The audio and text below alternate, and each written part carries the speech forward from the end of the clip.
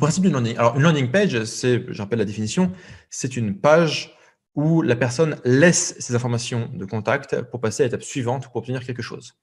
Donc, c'est laissez-moi votre mail pour obtenir un PDF, laissez-moi vos coordonnées pour qu'un conseiller puisse vous contacter. Ça, ce sont des pages, ce sont des landing pages. On dit landing page, on dit aussi squeeze page, on dit aussi opt-in page. En français, ça nous arrive de dire page de capture. Fondamentalement, une landing page est simple. Ça, c'est une phrase d'Oussama Ammar, c'est tu t'inscris ou tu dégages. Ce qui vient par là, c'est que sur une landing page, on ne cherche pas à faire un roman, on ne cherche pas à vendre, on ne cherche pas à mettre 50 000 trucs. On peut aller directement à l'essentiel. L'essentiel, c'est une proposition de valeur. On appelle aussi une offre. C'est vous allez obtenir quelque chose et en échange, faites quelque chose. C'est qu'en gros, c'est moi, je vous donne quelque chose, en échange, vous me donnez quelque chose. Donc, vous, ce que vous me donnez, c'est des informations sur vous. Par exemple, votre adresse mail, votre numéro de téléphone. Et moi, en échange, je vous donne un appel avec un conseiller ou je vous donne un PDF ou je vous donne accès à une méthode ou un truc comme ça. Donc, il y a une proposition de valeur avec une offre au sens où il y a une transaction qui est non monétaire, non financière, mais une transaction quand même.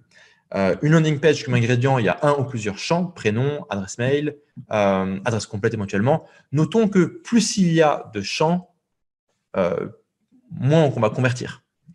Il y a un truc qui est génial, ça j'en parlais dans le hack en dessous, c'est de rajouter une checkbox pour qualifier.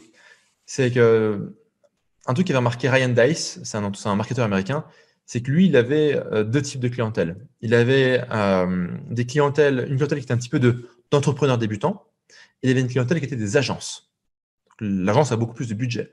Et donc, sur la landing page, en gros, il y avait une landing page, c'est laissez votre mail pour obtenir 3 templates d'email, peu importe, quoi. Et après, il y a une checkbox qui disait je suis un entrepreneur ou je suis une agence.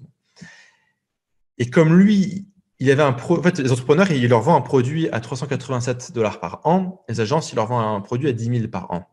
Donc, le fait de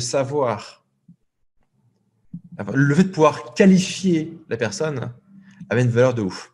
Et donc, lui a augmenté la rentabilité de son funnel de 2940%, juste avec une petite checkbox, donc un petit truc qu'on peut cocher pour dire si on est une agence ou si on est un entrepreneur. Et en fonction, on va dans des listes email différentes et recevoir un message promotionnel différent. Sur une landing page, on a également un bouton et on a un call to action. Le call to action, ça peut être une phrase, ça va être laissez votre email pour, inscrivez-vous maintenant, etc. On ne veut pas mettre trop de choses sur une landing page, on ne veut pas saturer de preuves, de machin, de bidule, etc. On n'a pas besoin. On n'a pas besoin de tout dire. Mieux vaut être curieux, mieux vaut jouer sur la curiosité, sur le désir. Mais fondamentalement, ce qu'il faut se demander, c'est what's in it for me? What's in it for me? C'est qu'il faut que la personne qui arrive sur la landing page, il y ait quelque chose pour elle. Souvent, les entrepreneurs, ils vont se dire, OK, je fais une landing page avec un truc qui m'intéresse moi. Alors qu'en fait, la landing page, c'est qu'est-ce qu'il y a pour le visiteur? Le visiteur, il doit arriver sur la landing page et se dire, waouh, ça c'est bon pour moi, je le veux, ça m'intéresse. Autre chose, ne pas hésiter à avoir plein de landing pages différentes pour un trafic différent. Si jamais vous avez un trafic qui vient de Facebook et que vous pouvez cibler les hommes et les femmes différemment, eh bien, vous mettez sur Facebook, vous pouvez, vous mettez une page pour les hommes, une page pour les femmes et peut-être adapter les codes de couleur si c'est pertinent. Notamment dans le marché de la séduction, c'est un truc qui se fait souvent. Il y a un gros business, je ne sais plus comment il s'appelle le mec, c'est Bring My Ex Back, c'est un truc pour retrouver son ex aux US. Et quand on arrive sur la première page, c'est marqué je suis un homme, je vais retrouver mon ex, je suis une femme, je vais retrouver mon ex.